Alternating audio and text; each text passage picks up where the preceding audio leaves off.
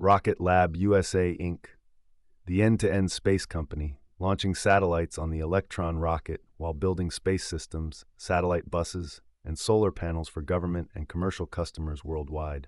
RKLB generated $602 million in FY 2025 revenue at 34% gross margin, growing 38% on 21 successful Electron launches and expanding space systems product sales. The story begins in 2006. Peter Beck founded Rocket Lab in Auckland, New Zealand, without a university degree.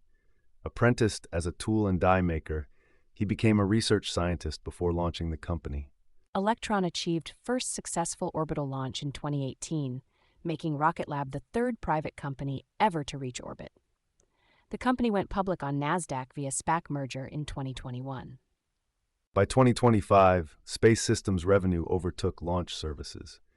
The Mynaric acquisition added laser communication terminals, expanding Rocket Lab's space systems portfolio beyond mechanical and power components.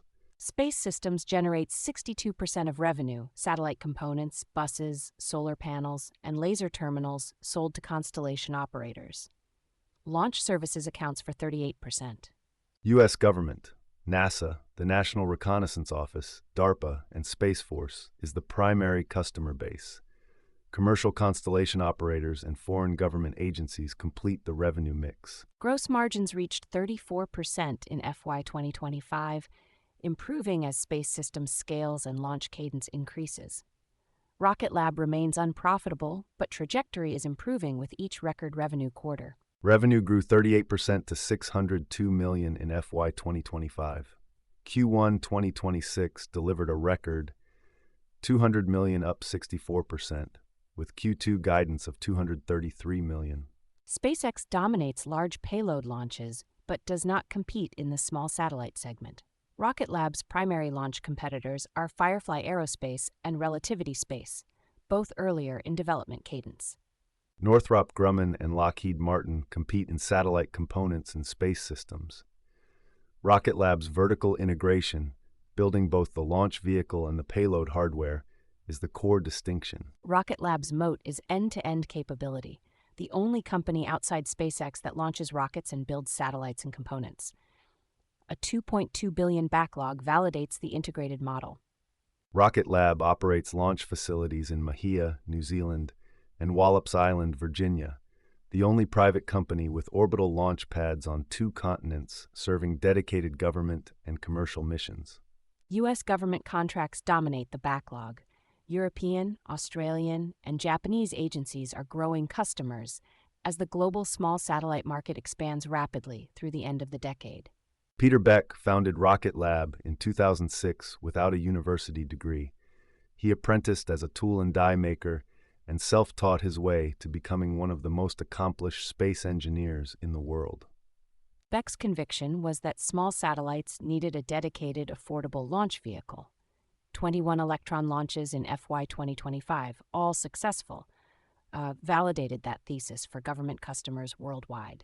Rocket Lab, the end-to-end space company, $602 million in FY 2025 revenue at 34% gross margin, with Neutron and space systems as the next compounding growth platforms. Q1 2026 delivered a record, $200 million in revenue, up 64%, beating estimates on both lines.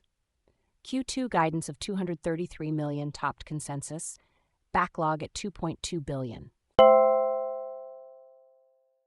Rocket Lab just crossed a historic line, $200.3 million in Q1 2026 revenue, 63.5% year-over-year growth, and the first $200 million quarter in company history. EPS beat estimates.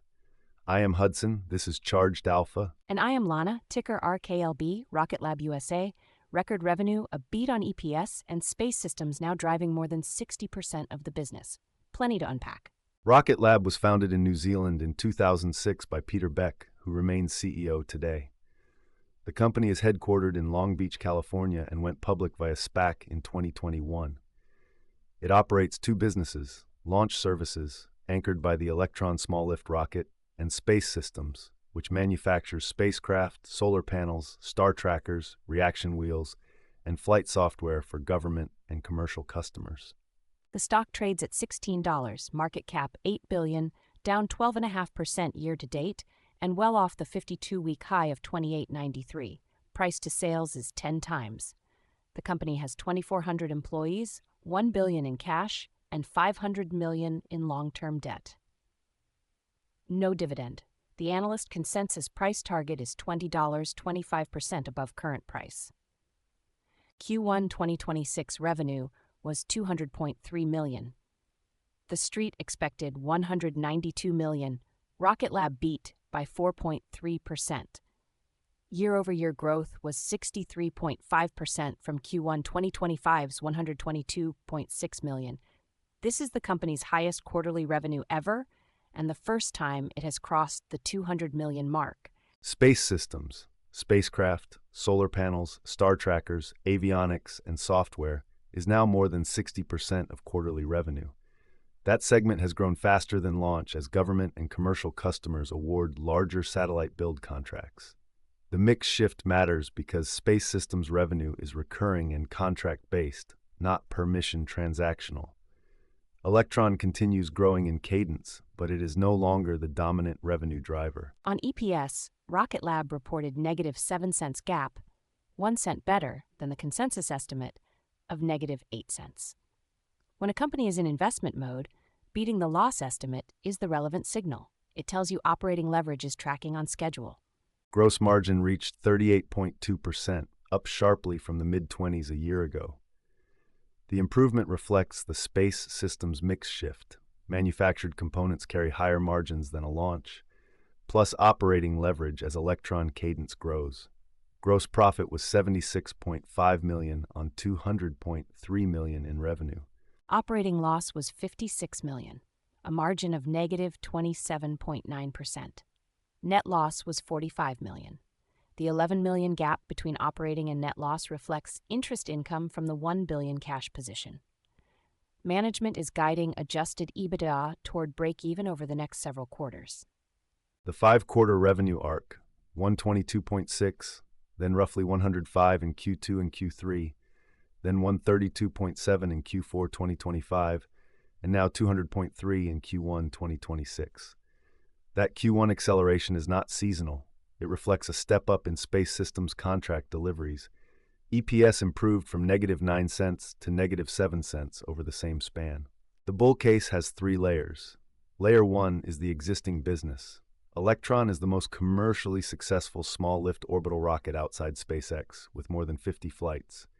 Space systems revenue, barely a business 4 years ago, is now over 60% of quarterly revenue. These are real, recurring revenue streams operating today. Layer 2 is vertical integration.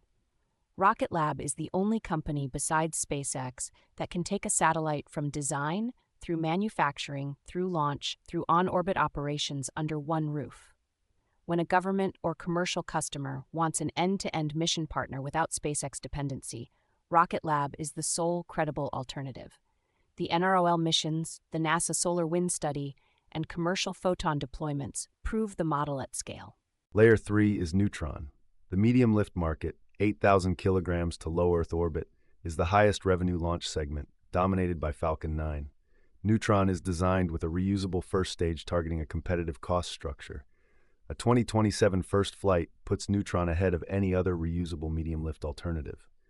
The bull case, RKLB at 10 times sales prices in Electron and space systems only. Neutron is free optionality.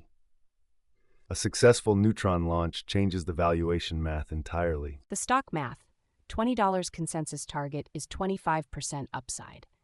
If space systems revenue doubles and Electron adds launches through 2027, revenue could approach $1 billion to $1.3 billion at 7 to 8 times sales. That produces a materially higher share price before Neutron flies. Neutron is upside on top of an already improving base. The bear case starts with the burn. Operating loss negative $56 million. Free cash flow negative $200 million trailing 12 months. Neutron is consuming capital. At that burn, the $1 billion cash position provides roughly 2 to 3 years of runway. If Neutron slips past 2027, a dilutive equity raise becomes likely. Then there is SpaceX. Falcon 9's reusability, rideshare program, and volume-built cost structure are advantages Rocket Lab cannot match for years. Starship, if operational, could compress medium-lift pricing industry-wide. Neutron must hit schedule and cost targets simultaneously, two high execution risk requirements. Third, the small sat market is showing early commoditization. European and Asian launch entrants are undercutting on price. If Electron launch pricing compresses even as cadence grows, launch revenue stagnates. The bull thesis then requires Space Systems and Neutron to carry all the load, a multi-thread dependency that must all execute. Two key watch points for investors. First, Neutron development milestones. Management targets a 2027 first launch. Any technical setback pushing the date to 2028 would materially change the investment thesis.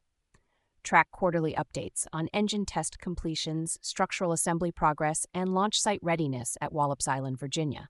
These are the concrete signals that either validate or discount the Neutron timeline each quarter. Second, Space Systems contract wins. Sustaining 60+% of revenue from Space Systems requires continued multi-year satellite build awards, not just single-launch missions. Watch new contract announcements for size, duration, and customer profile. Government multi-year awards are the most durable and predictable signal.